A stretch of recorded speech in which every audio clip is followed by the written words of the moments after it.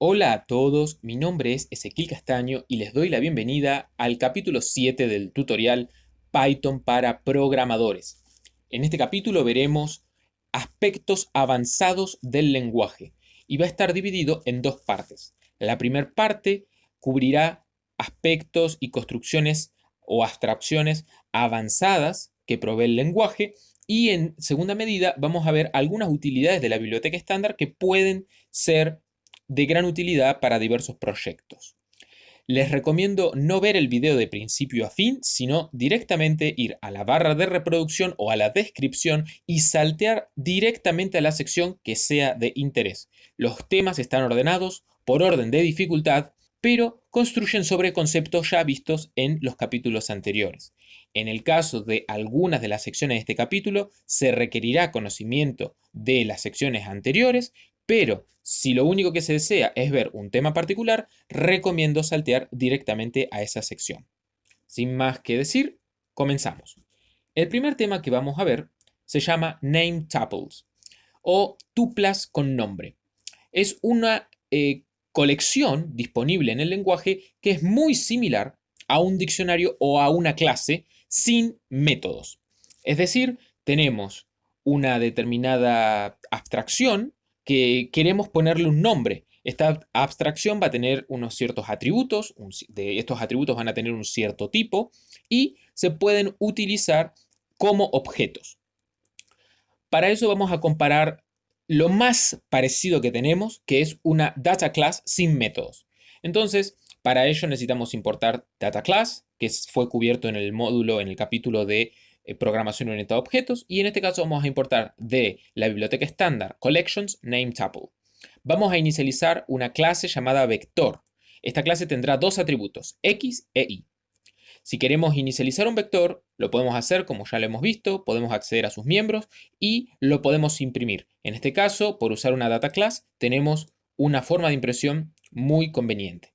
Sin embargo, no podemos desempaquetar una clase, ya que esta clase no tiene la posibilidad de ser desempaquetada, o las clases en general no pueden desempaquetarse como las tuplas o los iterables. Por otro lado, podemos sobreescribir sus miembros y mostrar cómo estos cambiaron luego de ser modificados.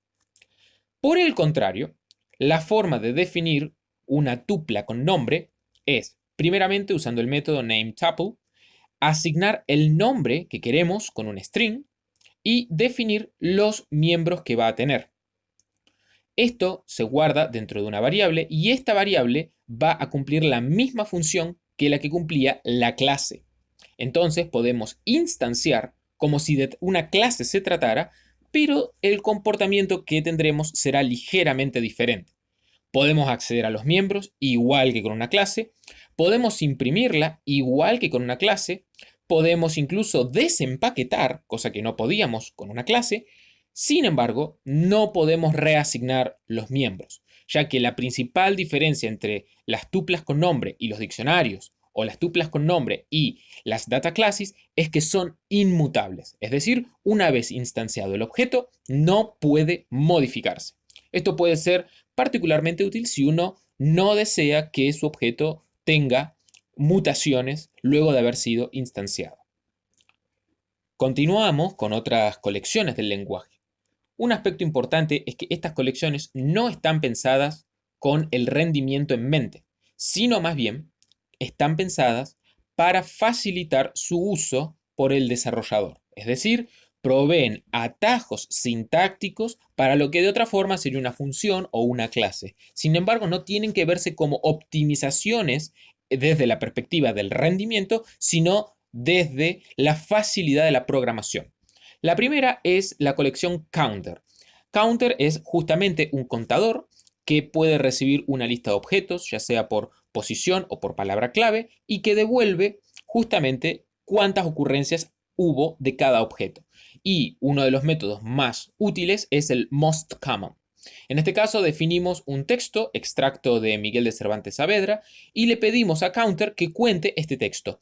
Por defecto, las strings, las cadenas de caracteres, son listas de caracteres. Entonces, si pasamos el texto tal cual lo definimos arriba, vamos a contar automáticamente todos los caracteres. Y tenemos Gracias a la función mostCommon podemos devolver cuáles fueron los 4 más comunes. Si quisiéramos ir un paso más allá y contar las palabras, sencillamente dividimos el texto por palabras antes de pasarlo a counter, le pedimos las 4 más comunes y tenemos en muy pocas líneas un contador de palabras. Por supuesto que esto no reemplaza todas las utilidades de las librerías de procesamiento del lenguaje natural, pero como una primera aproximación logramos obtener resultados de manera muy rápida. La segunda colección que veremos es el diccionario por defecto o default dict. El diccionario por defecto funciona idéntico a un diccionario normal, con la diferencia de que uno puede explicitar un tipo que va a ser utilizado para instanciar las claves que no se encuentren inicializadas o asignadas. Es decir, vamos a definir una clase, en este caso es list, y cuando se le pida una clave que no existe, en lugar de arrojar key error, que sería el error que un diccionario normalmente arrojaría, lo que va a hacer es asignarle una lista vacía a esa clave. Por lo tanto, uno puede, por ejemplo, hacer un append a una clave que nunca se inicializó con anterioridad, debido a que tenemos por defecto la inicialización en lista. Esto de ninguna manera quiere decir que todas las claves deben tener listas asociadas, pero si se sabe de que gran cantidad de las claves van a tener el mismo tipo, puede ser una manera muy sencilla de inicializarlas de manera automática. Esto es equivalente a hacer la pregunta si existe la clave en el diccionario y en el caso de que no existe, inicializarla, solo de que de manera, como les digo, más reducida. En este caso particular, estamos usando list, pero pueden usarse, por ejemplo, la clase int si quisiera que se inicializaran en 0. Puede ser útil, por ejemplo, para contar cosas diferentes. Uno podría incluso implementar counter con un default dict de entero. La siguiente ya no es una colección, es un tipo de dato en realidad, denominado enum o enumeración. Enum es un tipo de dato de la biblioteca enum, justamente el módulo enum, y la forma de declararlo es utilizarlo mediante herencia en una clase. La forma más práctica o el uso que se le suele dar es cuando uno tiene una colección fija de distintos valores o de distintos objetos y quiere de manera rápida poder acceder a ellos. En este caso, un caso de uso podría ser una clase permisos, pero la clase permisos no se instancia tomando un nombre, sino de que hay una serie de permisos predefinidos. Entonces uno puede acceder con el nombre de la clase, punto, el nombre de la enumeración, y también puede acceder al valor. Entonces tenemos acceso a nombres y también a los valores de estos nombres. Esto sería equivalente muchas veces a definir un diccionario, sin embargo, es una manera en la que mucha gente está más acostumbrada, ya que se puede usar la sintaxis de acceso de clases, aunque también se puede acceder como si fuera un diccionario. La sintaxis permite esa flexibilidad y los resultados son iguales. Pasamos al siguiente tema, generadores. Este es un tema típico de teoría de computación y que en otros lenguajes no suele utilizarse con la misma frecuencia que se utiliza en Python. De hecho, estuvimos usando generadores en los capítulos anteriores, aunque, como muchas cosas del lenguaje, lo hacíamos sin darnos cuenta o de manera implícita. Un generador es muy similar a una función, pero tiene una diferencia sustancial. El generador devuelve valores paso a paso. Es decir, no tiene un único valor de retorno, sino de que va a devolver distintos valores, generalmente resultados intermedios de una operación más compleja, a medida que se les pida. La forma de utilizar un generador es con la misma sintaxis de la declaración de una función, pero en lugar de utilizar un return, uno utiliza la palabra reservada yield. ¿Para qué sirven o qué función pueden cumplir los generadores? Bueno, en primer lugar, permiten generar estructuras de datos infinitas. Por ejemplo, en este caso, este generador va a devolver los números de Fibonacci y no va a generar un número de Fibonacci específico ni hasta cierto número, sino de que uno puede recorrerlo al generador de manera infinita. Por supuesto, no ocupa lugar en memoria todos los valores anteriores y permite una evaluación perezosa de cosas que de otra manera tendrían que evaluarse y guardarse en memoria. En este caso, la forma de utilizar un generador es la siguiente. Primeramente, se invoca el generador sin parámetros, a pesar de que puede recibir parámetros, como vamos a ver a continuación. Luego, en este caso, vamos a inicializar una lista vacía. Vamos a recorrer con un bucle for 10 iteraciones y vamos a utilizar la función nativa de Python next. Next le dice al generador, devolveme el próximo valor. Entonces, al ejecutar next, lo que va a suceder en el generador es que va a comenzarse la ejecución. Al llegar al primer yield, lo que se devolverá es el valor que tenemos aquí. Entonces va a devolverse last. Luego, en este caso, lo asignamos a la lista y cuando vuelva a ejecutarse el bucle, lo que va a hacer next en este caso es reanudar la ejecución desde el último punto en el que se quedó, en este caso en la línea 135, y se avanzará a la 136, donde se vuelve a tener un yield, se vuelve a devolver ese valor, se agrega a la lista y ya a partir del próximo next se entrará en este bucle infinito donde se actualizan los valores de las variables y se devuelve el valor que se desea. De esta forma, uno puede recorrer este bucle de manera infinita y siempre se generarán nuevos valores. Esto no quiere decir de que todos los generadores son infinitos, pero es una forma muy sencilla de programar estructuras de datos inherentemente infinitas, como generadores de números de Fibonacci, generadores de números primos u otro tipo de generación que requiera también pasos iterados. Una forma también de mejorar este tipo de función especial es mediante parámetros. Uno puede decir, por ejemplo, quiero que generes números primos. Ahora, en este caso, se le pasa un parámetro. Quiero los primos menores a cierto número, a cierta frontera. En este caso tenemos la función, mismo comportamiento de antes, y con yield podemos devolver los números. Pero hay otra forma de utilizar los generadores. En este caso, nosotros no sabemos cuántos hay, pero sí sabemos de que es una cantidad finita.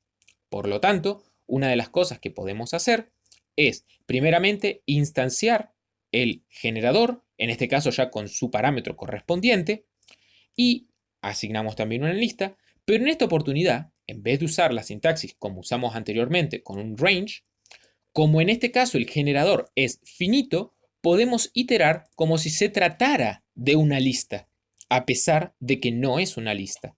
La diferencia sustancial entre hacer esto y generar todos los primos y luego iterar sobre ellos es que en memoria solamente se almacenará el resultado que se devuelve.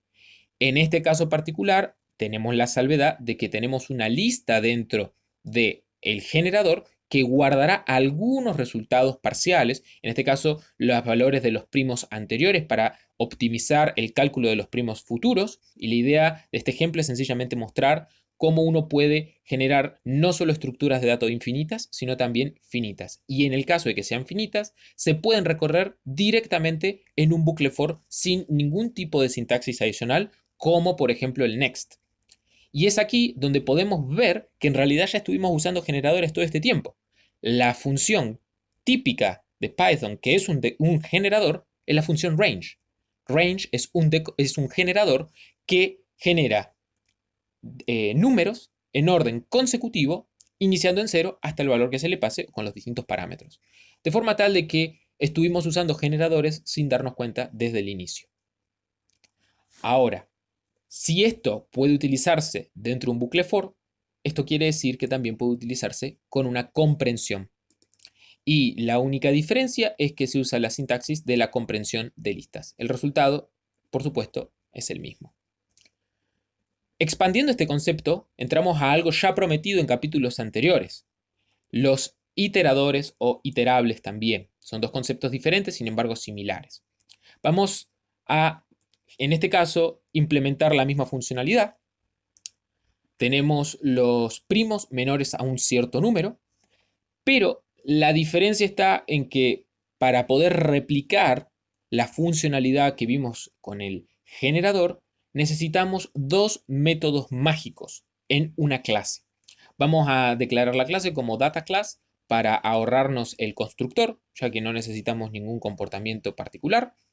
Y necesitamos declarar un método mágico llamado iter, de iterable o de iteración, y un método mágico llamado next. No es necesario que estén declarados los dos, sin embargo, depende de qué es lo que se quiera hacer. El método next va a ser utilizado en el caso de, de usar la función next, y el método iter va a ser necesario para poder utilizarlo dentro de un for. En el caso del método iter debe devolverse el mismo objeto, y en el caso del método next debe devolverse el valor que se desea retornar.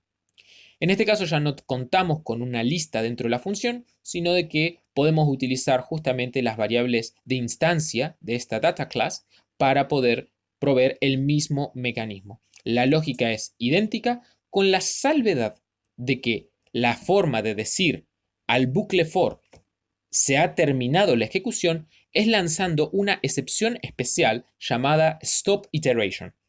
Stop iteration es una excepción que le dice al bucle for se ha terminado, el término en inglés es exhaust, se ha terminado de recorrer el generador. Entonces, de esta manera, el bucle for sabe que no debe volver a pedir nuevos valores, porque si los pidiera, generaría un error. Por lo tanto, una vez que tengamos esta clase declarada, podemos ver que los resultados son idénticos y, de hecho, indistinguibles con los del generador. La única salvedad es la notación de los nombres, en este caso para las clases, que se utilizan mayúsculas en cada letra, y en el generador no, pero de otra forma esto es completamente indistinguible con el generador. De forma tal de que uno puede estar consumiendo generadores declarados con funciones o declarados con clase de manera total y completamente transparente. No es necesario saber cómo fue implementado para poder usarlo, siempre y cuando que se tomen las precauciones o los recaudos necesarios, como en este caso es declarar tanto iter como next. Otro caso en el que se usan mucho los generadores es para lo que se conoce como semicorrutinas. Algunas personas llaman a estas corrutinas, a pesar de que el término no es del todo correcto en este caso, para interrumpir la ejecución. La diferencia entre una corrutina y una semicorrutina es la forma en la que se ejecuta.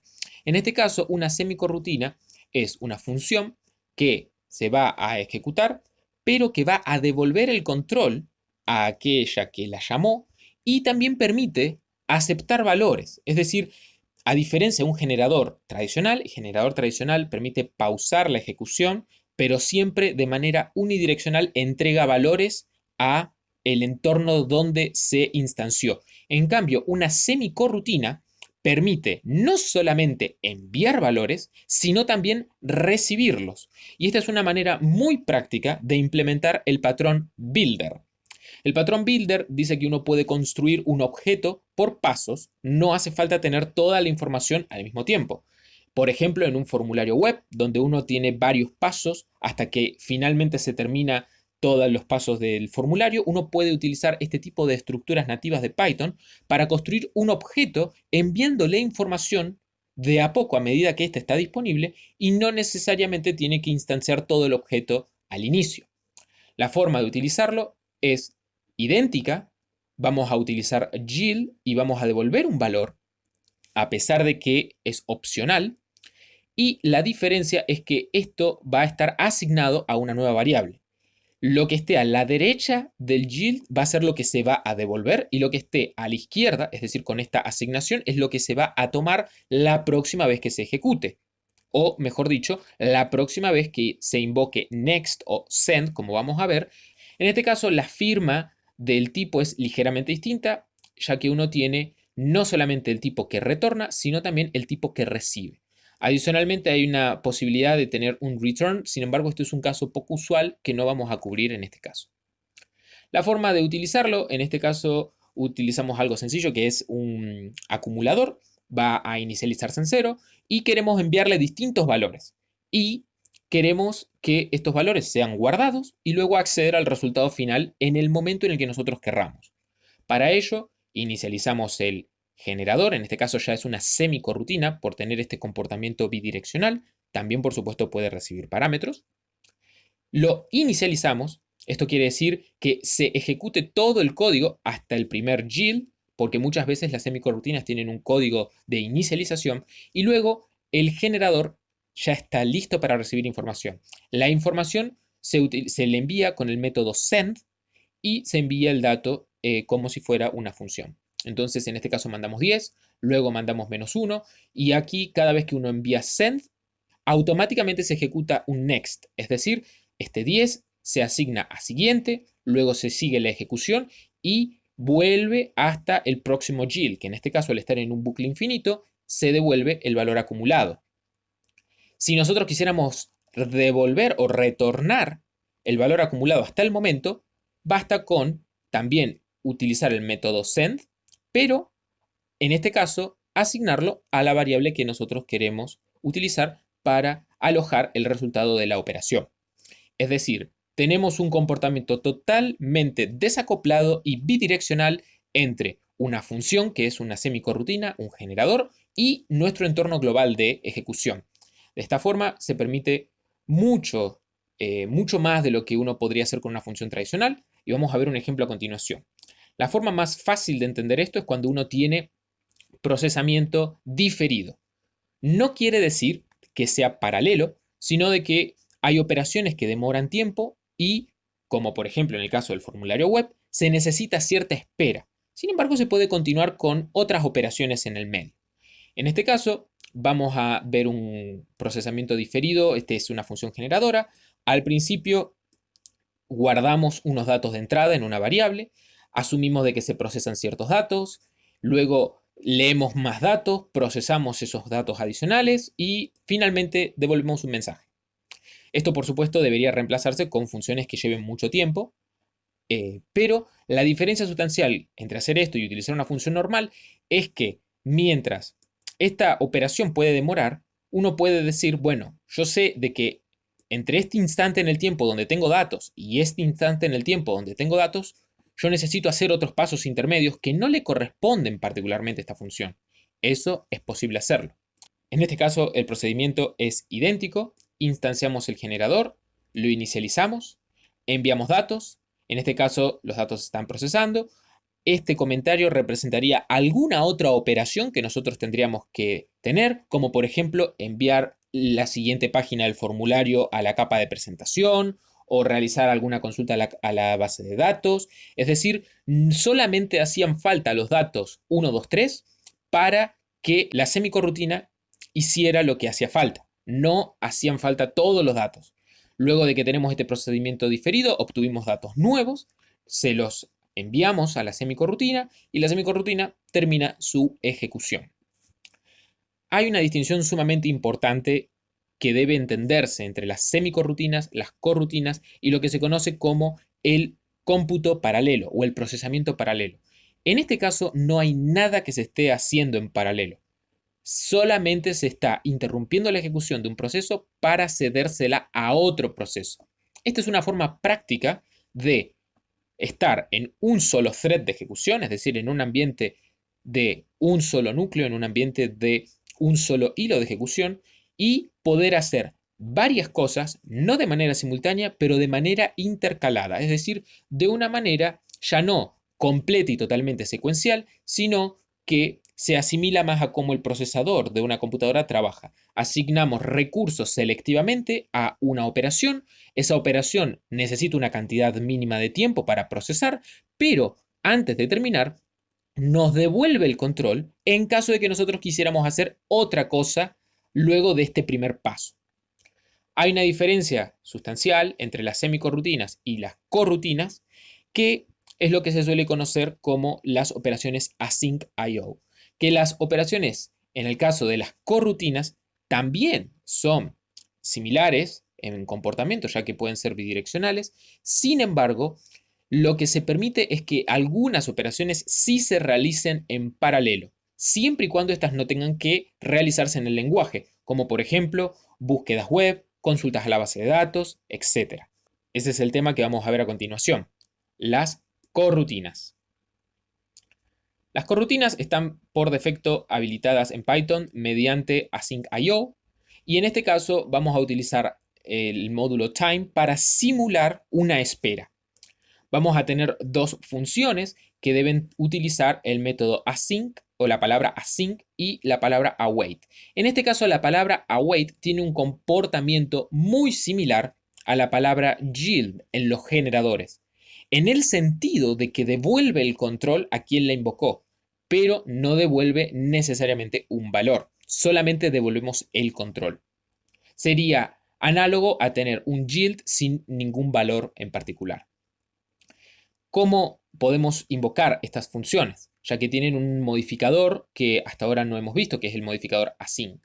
Bueno, la forma de invocar estas funciones puede suceder de varias maneras. En este caso tenemos dos. Lo único que hacen es esperar y vamos a definir una función especial que se llama main, donde vamos a invocar estas funciones. La forma correcta de invocarlas es con la palabra reservada await, donde definimos una función, la instanciamos, esperamos el resultado y el resultado lo guardamos en una variable, y lo que vamos a hacer es hacerlo de dos maneras para ver si el orden es relevante. En este caso ejecutamos procesamiento DB primero y procesamiento API después, y en main serial alternativo lo hacemos en el orden inverso. Vamos a ver los resultados de esta operación y en el caso de main serial vemos que primero se ejecutaron las 3 de base de datos y luego se ejecutaron las 5 de API. Y en el caso de main serial alternativo se ejecutaron primero las 5 de API y luego las 3 de base de datos. El tiempo de ejecución en ambos casos fue el mismo, 8 segundos, que es la suma de las dos. Si recapitulamos y vemos, la primera toma 4 segundos en total y la segunda también 4 segundos en total. Por lo tanto, un total de 8 segundos. Quiere decir que en este caso no hubo nada realizado de manera concurrente, es decir, simultáneamente o en paralelo, a pesar de que el término correcto no es paralelo, sino concurrente. Vamos a ver otra manera de utilizar estas corrutinas. En este caso, el protocolo de ejecución es el mismo, solo que se utilizará un método especial de async IO llamado createTask. CreateTask permite una ejecución diferida del hilo principal en un hilo secundario para que nosotros no tengamos que esperar necesariamente a que esa acción o esa corrutina se ejecute. Sin embargo, ese resultado debe ser luego esperado con la palabra await. La sintaxis es ligeramente diferente. Lo que estamos guardando en este caso es un objeto task, un objeto del tipo task. En este caso es lo que devuelve createTask justamente. Y lo que devolvemos es una tupla con los dos resultados. Lo hacemos en un orden y en el orden inverso y vamos a ver cómo en este caso los resultados ya no son de manera secuencial, sino que se ejecutan de manera concurrente. ¿Cómo podemos ver eso? Vemos que primero se ejecutó DB, luego API, luego DB, luego 3 API, luego un DB y luego finalmente API. En este caso, el tiempo total fue de 4 segundos. La mitad del tiempo, ya que cada operación llevaba 4 segundos, se pudieron realizar de manera concurrente. Y si bien en el caso de task alternativo se invirtió el orden, también llevó 4 segundos, con la única diferencia de que la primera tarea fue API y luego el orden fue intercalado, pero fue el mismo que anteriormente. Es decir, se fue intercalando API DB, API DB, API, API DB, API. Hay una tercera manera de utilizar await y async cuando uno tiene múltiples funciones o corrutinas, funciones asíncronas o corrutinas, y es con el método gather. El método gather genera automáticamente estas tasks para las diferentes corrutinas que uno le pasa como parámetro, y lo único que debe hacer uno es esperar el resultado de todo el gather. Para aquellos que estén familiarizados con el multiprocesamiento de hilos y de procesos, el método gather también es popular en el vocabulario técnico de esas áreas. Así que en este caso, lo mismo. Esperamos el procesamiento de DB y luego de API, y también de API y luego de DB. En este caso, antes de ver los resultados, vamos a dividir la pantalla en dos para poder compararlos mejor con los resultados que vimos con Task. Vamos a acomodar la visualización.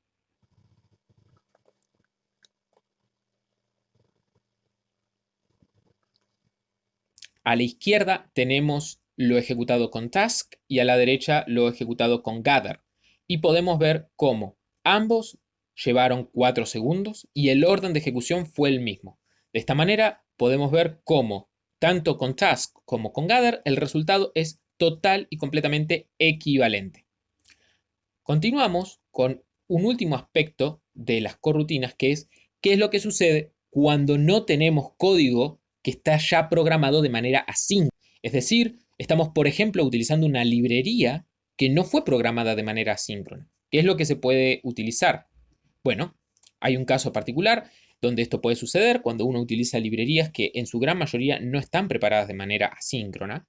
Y para simular esto vamos a usar el método TimeSleep, que TimeSleep no puede paralelizarse, ya que está hecho de manera síncrona, y vamos a definir una función mainBlocking que va a ejecutar esto 10 veces. Por lo tanto, debería demorar 10 segundos.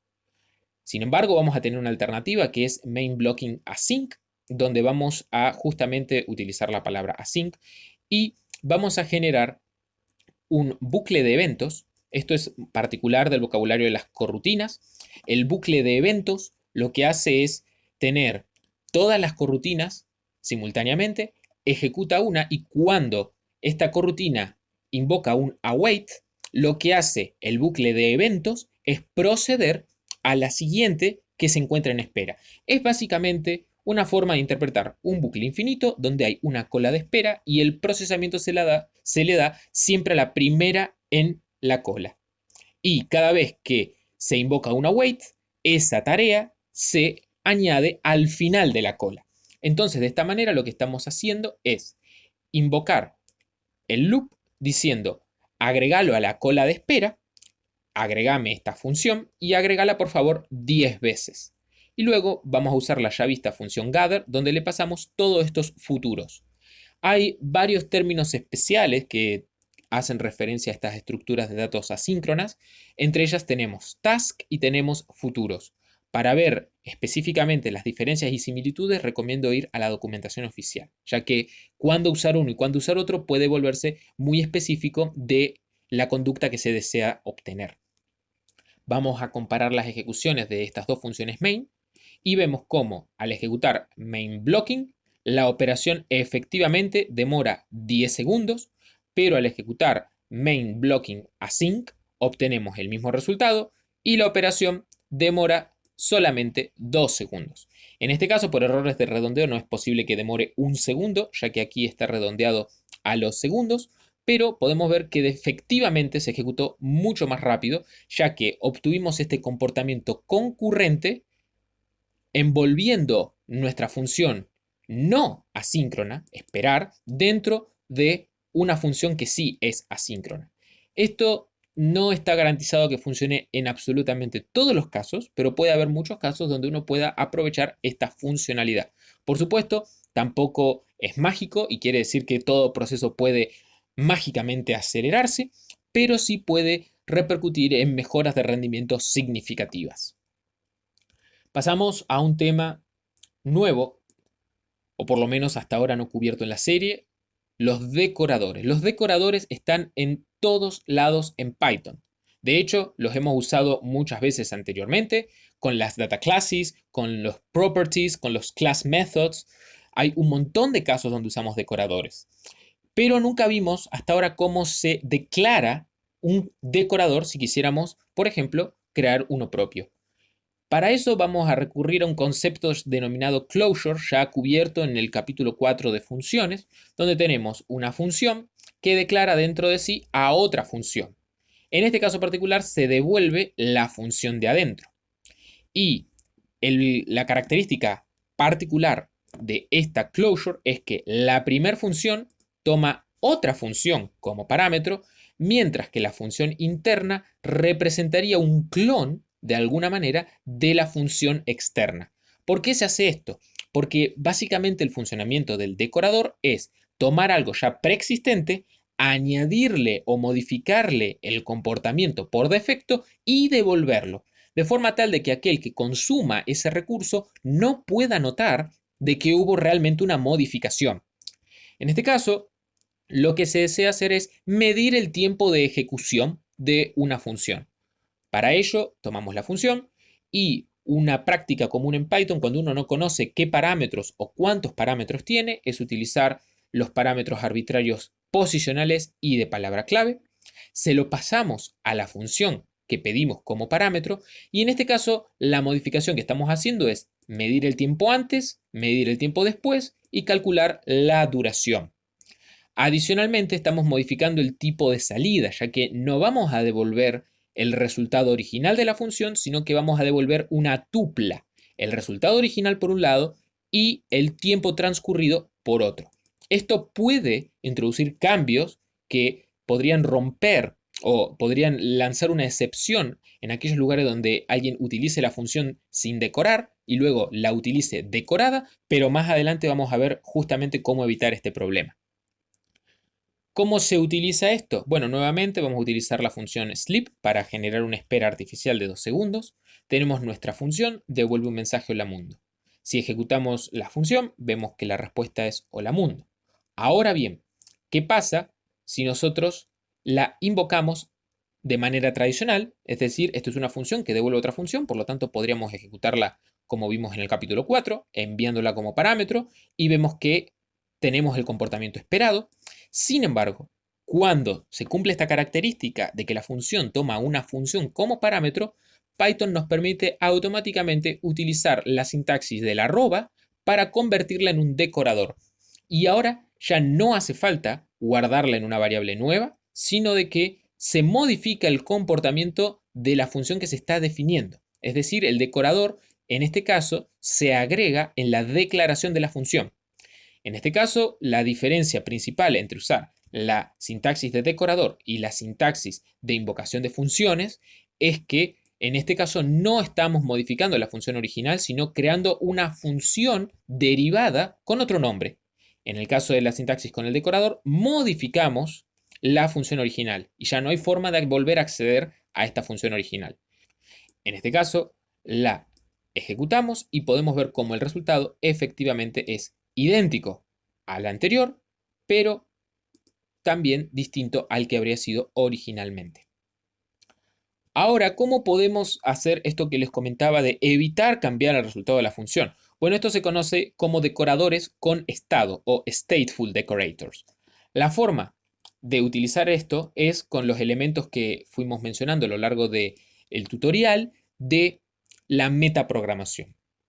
Es modificar objetos, ya que en Python todos son objetos. Las funciones también son objetos.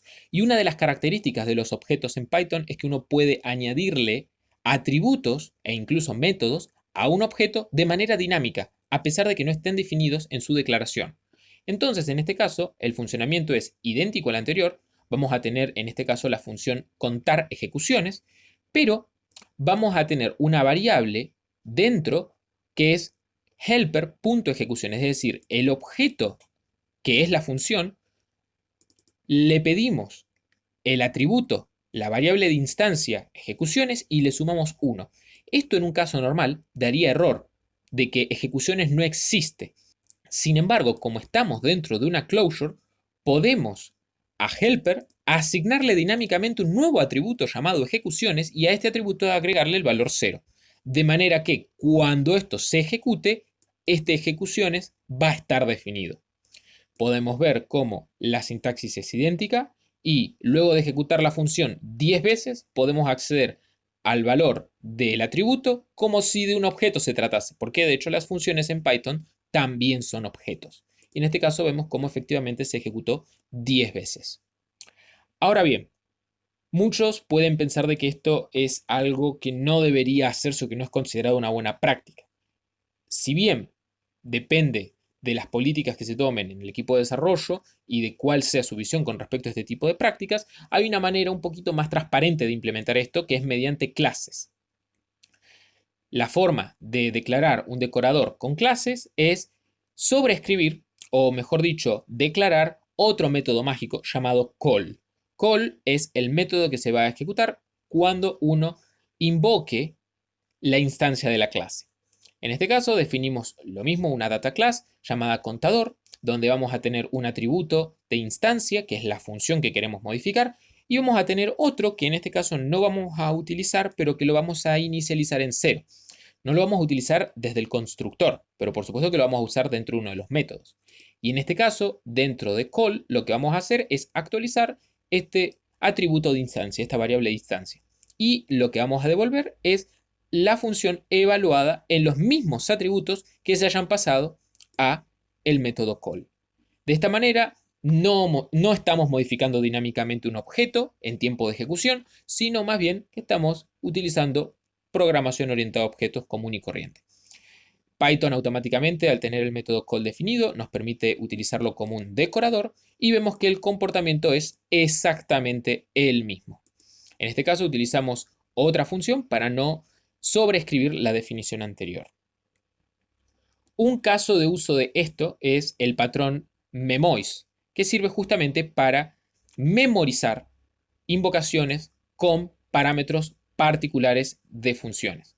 En este caso, lo que vamos a hacer es utilizar contar ejecuciones en una función de Fibonacci definida tradicionalmente de manera recursiva. Si nosotros ejecutamos Fibonacci 20, vemos que el resultado es 6765 y que para obtener este resultado, la función tuvo que ejecutarse 21.891 veces. Quiere decir de que hay mucho que se puede mejorar en este caso en la ejecución de esta función. Un patrón denominado memoiz que se puede implementar con decoradores consiste en replicar lo que vimos anteriormente con la cantidad de ejecuciones, con la salvedad de que en este caso, en vez de contar la cantidad de ejecuciones, vamos a definir un diccionario que va a ser una memoria caché interna de la función, y cada vez que venga un parámetro nuevo, vamos a preguntar, ¿este parámetro está en mi diccionario? ¿Está en mi memoria? En el caso de que no lo esté, bueno, lo voy a calcular y lo voy a guardar. En el caso de que no sea así, sencillamente devuelvo el valor que tengo almacenado en memoria. De esta forma, la función se ejecuta una única vez para cada atributo particular, a diferencia de lo que sucedía con la función recursiva, donde a pesar de ser la misma función, debe ejecutarse, por supuesto, todas las veces que sea invocada. En este caso podemos aprovechar y también ver que los decoradores pueden anidarse. Siempre es importante tener en cuenta el orden para no romper la firma o no romper la estructura interna de la función, especialmente ya que en ambos casos estamos añadiendo objetos de manera dinámica. Por lo tanto, en este caso, primero vamos a memorizar la salida y luego vamos a contar cuántas veces fue ejecutada la función. La función es exactamente la misma. Vamos a redefinirla únicamente para no sobreescribir la anterior y para facilitar la lectura del archivo. Ejecutamos el mismo número de Fibonacci. Vemos que el resultado es idéntico. Sin embargo, en este caso la cantidad de ejecuciones fue 39, 500 veces menos que el valor anterior, 21.891. Por lo tanto, podemos ver claramente cómo con una técnica tan sencilla como esta, pueden reducirse significativamente los tiempos de ejecución, analizando de que si la función se ejecuta menos veces, por supuesto que va a tardar menos tiempo. Esta metodología es solo posible si nuestra función es determinística, particularmente si nuestra función es pura. En el contexto de la estadística o la programación estadística, una función es determinística cuando devuelve siempre lo mismo. Y también desde el contexto de la programación, una función es pura cuando no tiene efectos secundarios. Es decir, cuando solamente dentro del cuerpo de la función se utilizan los parámetros que se le pasaron. No se utilizan variables no locales o variables globales. Cuando la función cumple estas dos características, es decir, su salida es siempre la misma y solamente se utilizan los parámetros que se le pasaron, el método memoiz funciona de manera excelente. Para los casos donde una de estas dos presuposiciones no es verdadera, no se puede utilizar, ya que el comportamiento puede cambiar. Esto es conocido por muchos desarrolladores web, ya que los navegadores tienen un mecanismo similar implementado donde la salida queda guardada en una memoria caché. Y uno debe deshabilitarla generalmente cuando programa en el navegador, ya que de no hacerlo uno queda viendo resultados viejos, que generalmente no son deseables cuando uno está implementando un sitio altamente dinámico. Este caso es tan común y tan usado que dentro de la biblioteca estándar de Python ya viene implementado. En este caso, tenemos que importar functools y tenemos la función LRUcache. En Python 3.9 y superior, esta función también puede ser sencillamente cache y implementa el mismo mecanismo que vimos de memoiz con la posibilidad incluso de limitar la cantidad de elementos en memoria a los últimos n elementos. En este caso, nuevamente podemos ver cómo tanto los resultados como la cantidad de ejecuciones es idéntica al método que nosotros implementamos manualmente. Sin embargo, en este caso se ve reducido a 2 líneas. Algunos otros casos de uso que ya lo estuvimos viendo es a través de las data classes, los métodos de clases, las propiedades y muchas bibliotecas que se basan en este tipo de abstracciones para construir su funcionalidad. Por ejemplo, en las librerías o las bibliotecas de desarrollo backend, de desarrollo web backend, muchas veces las rutas a las que uno accede se definen mediante estos decoradores. Pasamos entonces al siguiente tema particular de Python en muchos aspectos, denominado manejadores de contexto o context manager en inglés. Los context manager son construcciones especiales del lenguaje que se utilizan cuando hay un cierto comportamiento de inicialización y un cierto comportamiento de cierre o finalización. Por ejemplo, volviendo al caso de nuestro temporizador, podemos declarar un inicio, un fin, un tiempo transcurrido y si se lanzó o no una excepción. Y en este caso vamos a sobreescribir o declarar dos métodos mágicos. Por un lado, enter, que vendría a ser el método de inicialización, y por otro lado, exit, que sería el método de salida o finalización. Es importante también aclarar de que en el método exit también se van a manejar las excepciones de manera totalmente automática. En este caso, en el método enter definimos el tiempo de inicio y en el método exit tenemos varios parámetros. En este caso, el segundo y el tercer parámetro son ignorados, solo nos vamos a concentrar en el primero, que nos devuelve la excepción. ¿Esto qué quiere decir? Que no va a utilizarse el mecanismo tradicional de try y except que vimos en un capítulo anterior, sino que en este caso se pasan los distintos parámetros de la excepción directamente a exit. En este caso lo que vamos a hacer es ignorar totalmente la excepción y vamos a guardar, en cambio, en un atributo de instancia booleano si se lanzó o no una excepción durante la ejecución. Luego vamos a calcular el tiempo de finalización, el tiempo total transcurrido y la condición es que exit debe devolver true si la ejecución fue exitosa y false en el caso de que haya ocurrido un error. En el caso de que haya ocurrido un error, la excepción por la que se ingresó luego se relanza automáticamente al contexto superior de ejecución. La forma de utilizar este Context Manager es muy sencilla y utiliza la palabra reservada with.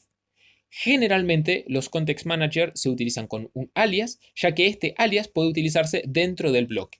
El bloque with es un bloque identado como cualquier otro bloque en Python y el método enter se ejecuta antes de ingresar al bloque y el método exit se ejecuta cuando se sale del bloque, ya sea porque se terminó de ejecutar exitosamente todo lo que está definido dentro del bloque o, como en este caso, porque se haya lanzado una excepción. Una característica también de los Context Manager es que esta variable queda disponible luego del bloque, de forma tal de que en este caso tenemos nuestro objeto temporizador con todas sus variables de instancia completamente accesibles fuera del contexto del Context Manager. Entonces podemos definir comportamiento que va a tener unas ciertas condiciones de ingreso y de salida y luego acceder a los resultados de esa ejecución. Otra manera, tal vez un poco más familiar para aquellos que están acostumbrados a trabajar con funciones y con generadores, es definir un context manager con un generador. En este caso hay que importar context manager de context lib de la biblioteca estándar y hay que utilizarlo como decorador para ya no una función, sino un generador. Vemos cómo los distintos elementos del capítulo se van combinando para generar nuevo comportamiento. Puede que este enfoque sea un poco diferente a lo que uno está acostumbrado, ya que internamente si uno quiere manejar estado, tiene que o utilizar una clase o utilizar un diccionario, y de esta manera lo que estamos definiendo es un estado denominado datos internos, que es un diccionario. Tenemos que usar una estructura try-catch o try-except en este caso, donde vamos a manejar manualmente la excepción, y definimos también un finally. Lo que esté antes del try sería equivalente al enter de nuestra clase, y todo lo que esté fuera del try sería equivalente a el exit, con la salvedad de que en este caso no tenemos un método constructor y lo que estaría dentro del método constructor es yield. En este caso devolvemos todo el diccionario. El diccionario es una estructura mutable, por lo tanto, a pesar de que fue definido en un momento y luego devuelto, puede seguir siendo accesible luego de entrar en except y luego de entrar en final. Vemos que el comportamiento es idéntico al que vimos con la declaración de la clase, ya que instanciamos el generador, le asignamos un alias y luego lanzamos una excepción, y el resultado es similar. No es idéntico, ya que en este caso tempo es un diccionario y en el caso anterior tempo era una instancia de la clase temporizador. Esa es una diferencia, una salvedad importante, pero solamente relevante cuando uno utiliza la variable fuera del context manager. Hago esta salvedad porque vamos a ver a continuación una serie de ejemplos donde uno no utiliza fuera del bloque la variable definida en el with, sino que más bien se basa particularmente en lo que está definido dentro del bloque. Un caso especial de esto es los archivos temporales. En Python tenemos soporte nativo para los archivos temporales. Esto se logra mediante el módulo tempFile. La interfaz es idéntica para los archivos normales, pero para poder ilustrar esta funcionalidad, lo que instanciamos es un nuevo archivo temporal, escribimos un contenido dentro de este archivo, movemos el cursor, leemos el contenido, cerramos el archivo. Esta conducta, este patrón, es el mismo para los archivos normales, pero es importante la salvedad de que el archivo debe cerrarse para evitar errores posteriores y para asegurarse de que el archivo efectivamente pueda ser leído posteriormente. Sin embargo, si utilizamos el método temporary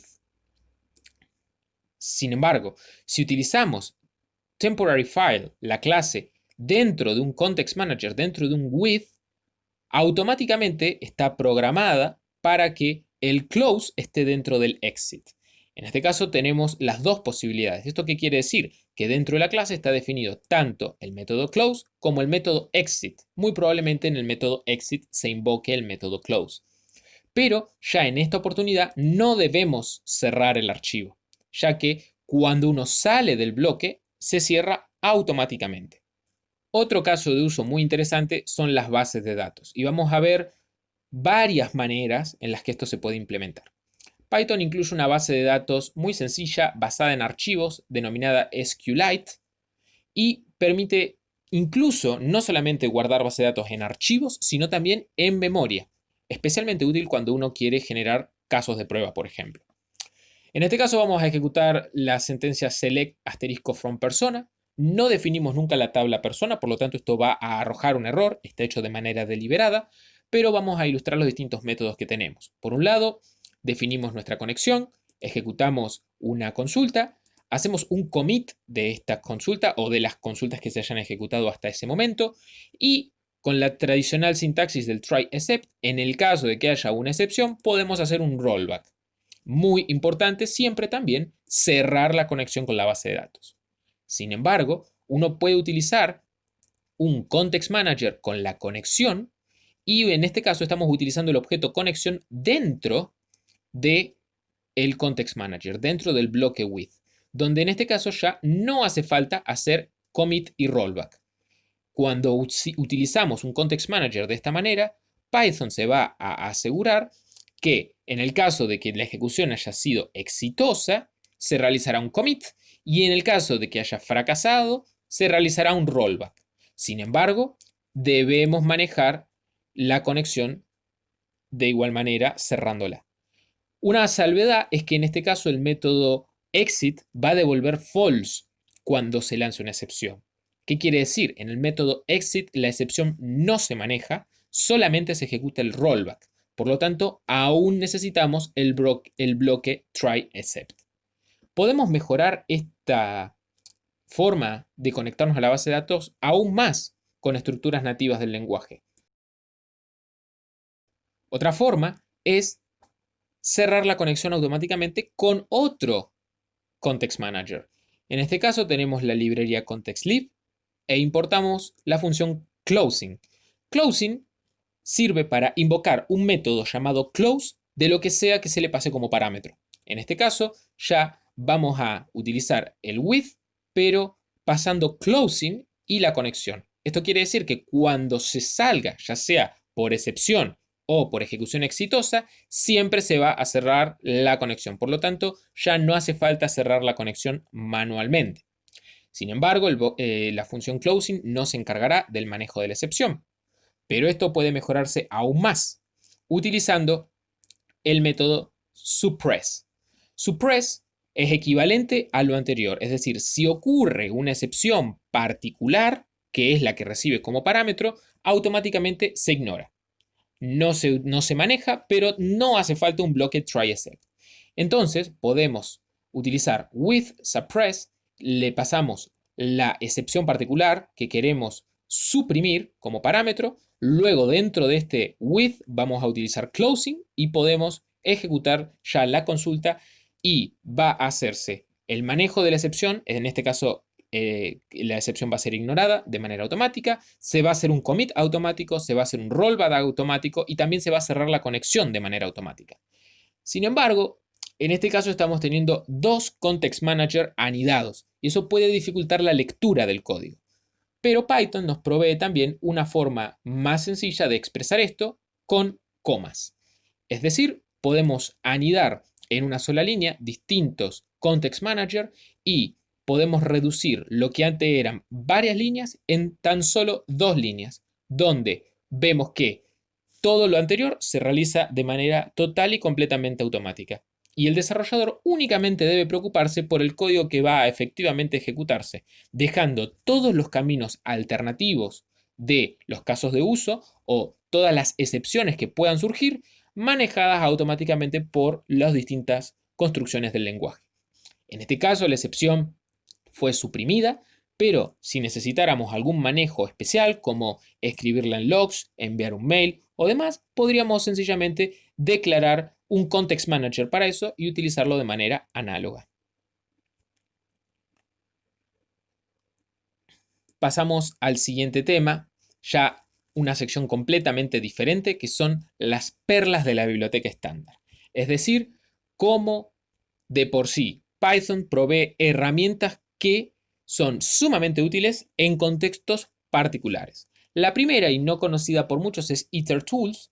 Muchos la utilizan para calcular permutaciones y combinaciones, sin embargo posee muchísimas más funcionalidades, muchas de las cuales tienen una fuerte vinculación con la programación funcional, como por ejemplo el método takeWhile y dropWhile, generalmente nativos en lenguajes funcionales puros. Otra salvedad es que se tiene el método accumulate, que es análogo al método reduce, pero devolviendo valores intermedios, de manera también como un generador. Y por supuesto tenemos las operaciones de combinatoria, producto cartesiano, permutaciones, combinaciones y combinaciones con reemplazo. Dentro de la documentación pueden verse algunas recetas o funciones ya explicitadas que pueden ser muy útiles en contextos particulares. Una de ellas, por ejemplo, es teniendo una colección, devolver de a pares de manera consecutiva. Es decir, el primero con el segundo con el tercero con el cuarto y sucesivamente. Tenemos esta receta. Otra es, dado una colección, generar el power set o lo que sería todas las combinaciones posibles de subconjuntos que se podrían tener de esta colección.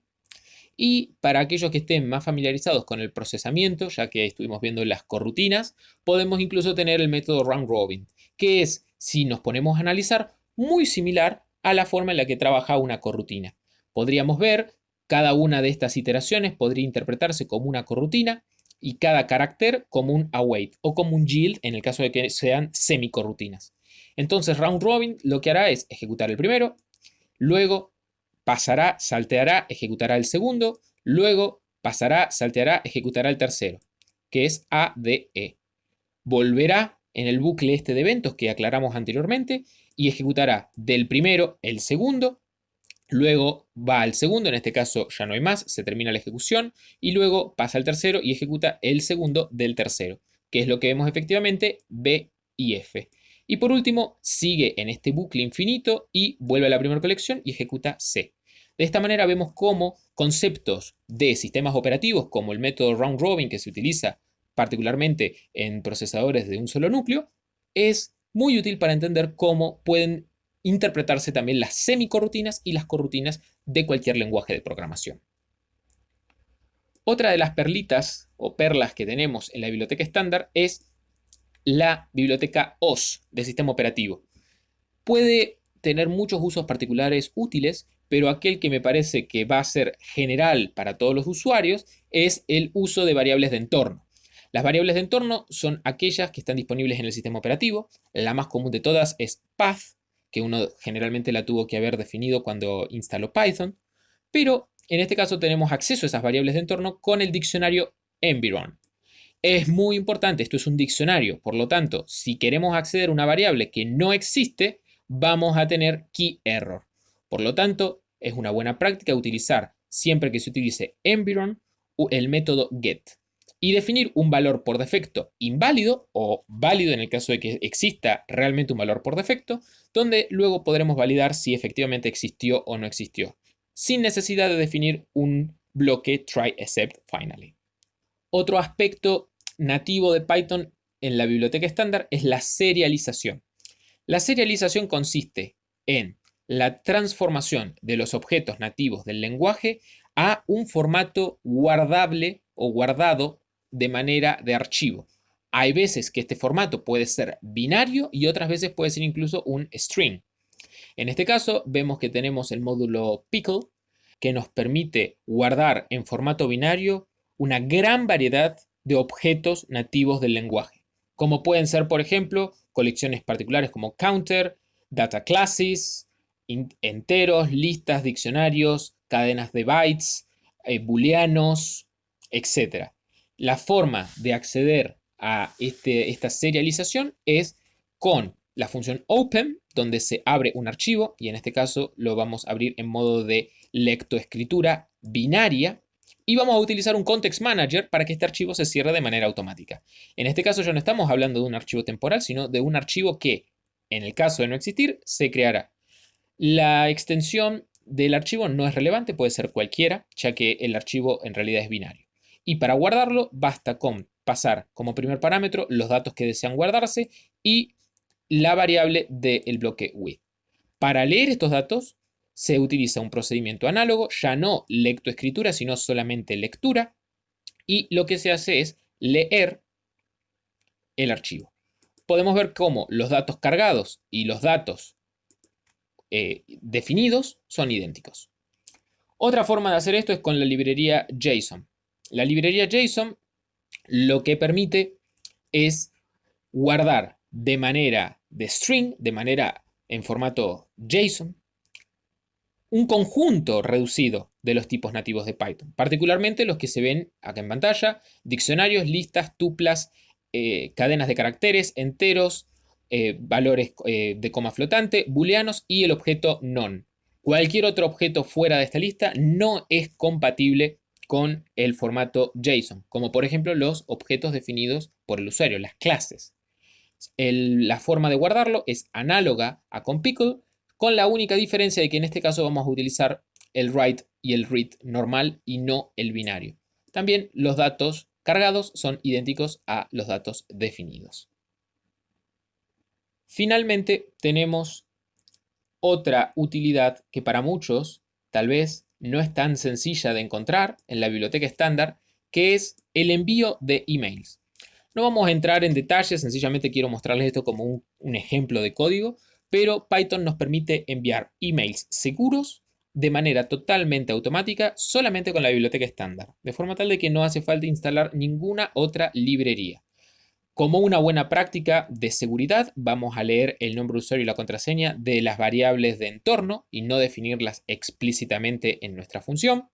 Se define también un asunto, un email, y en este caso, este code snippet, este fragmento de código, permite también la incorporación de un archivo adjunto.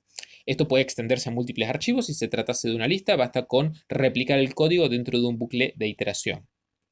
Y la salvedad es que esto va a montar un servidor SMTP de manera dinámica y va a enviar el mail. Esto en realidad puede automatizarse y conectarse a un servidor ya preexistente, como es en este caso, que necesitamos la URL y el puerto del servidor. Y una manera rápida de hacer esto es con una cuenta de Gmail, cuentas de correo de Google. La forma de hacerlo es muy sencilla. Uno lo que debe hacer es crear una cuenta de Gmail de manera normal. Debe generar una contraseña que no es la misma que utiliza uno para acceder a la cuenta. Debe generarse dentro del apartado de App Passwords en la página de Google dedicada a este fin. Y los datos del servidor es smtp.gmail.com en el puerto 465. Si se siguen estos pasos, uno puede enviar directamente emails de una cuenta de Gmail desde el lenguaje sin ningún tipo de configuración del servidor. Y con esto terminamos el uso avanzado del lenguaje, el capítulo 7 del tutorial Python para programadores. Hay, por supuesto, muchos aspectos que no se pudieron cubrir porque el lenguaje realmente es vasto, pero, sin embargo, pienso que se cubrieron los más importantes o los más relevantes para el público en general que puede estar interesado en utilizar el lenguaje. El capítulo siguiente va a ser el último capítulo donde vamos a ver distintas referencias a qué librerías se pueden usar, cuáles son los ámbitos de aplicación del lenguaje y cómo uno puede mantenerse actualizado de manera continua en la comunidad de Python. En este caso, todo el tutorial fue basado únicamente en la biblioteca estándar y en el capítulo 8 vamos a hacer todo lo contrario y vamos a no entrar en detalle en código, pero sí hacer un recorrido general de cuáles son las bibliotecas más importantes según el ámbito de aplicación. Espero que puedan acompañarme en este último capítulo y que hayan podido aprovechar el tutorial hasta ahora. Muchas gracias.